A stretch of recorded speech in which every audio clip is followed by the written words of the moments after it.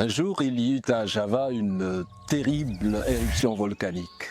Les gens s'affolaient, fuyaient de toutes parts devant les laves.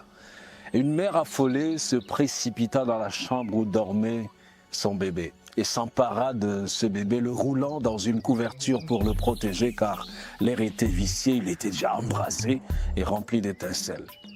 Au prix d'une course très folle, serrant contre elle son précieux trésor, elle parvint à une zone de sécurité. Alors, le cœur tremblant, elle a ouvert la couverture pour voir comment le bébé avait supporté la course.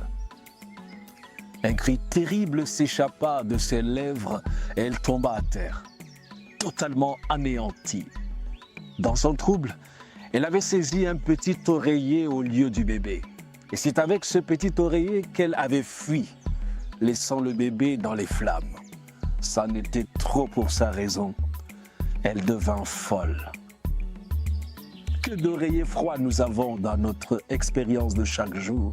Alors que les laves de destruction coulent et menacent notre monde, nous avons la vie de nos enfants que nous devons préserver et mettre en lieu sûr. Nous avons nos propres vies à préserver. Mais au lieu de fuir avec l'essentiel, plusieurs personnes s'enfuient juste avec des oreillers. Des oreillers de grandes maisons, de grosses voitures, de gros diplômes, de lourds comptes bancaires, les oreillers de la luxure, des excès du manger, de boire, des oreillers froids des plaisirs éphémères, de la renommée et du pouvoir. La parole de Dieu nous dit que sert-il à un homme de gagner le monde entier s'il perdait son âme?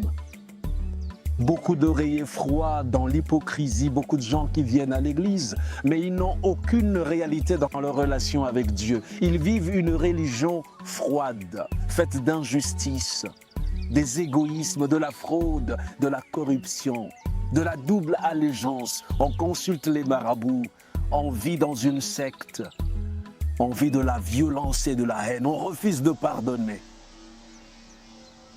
Dieu n'attend pas de nous que nous fassions des sacrifices. Il ne se plaît pas à nous voir défiler chaque semaine dans les églises, chanter même à la chorale, travailler, être actif à l'église. C'est bien, mais est-ce que c'est l'essentiel?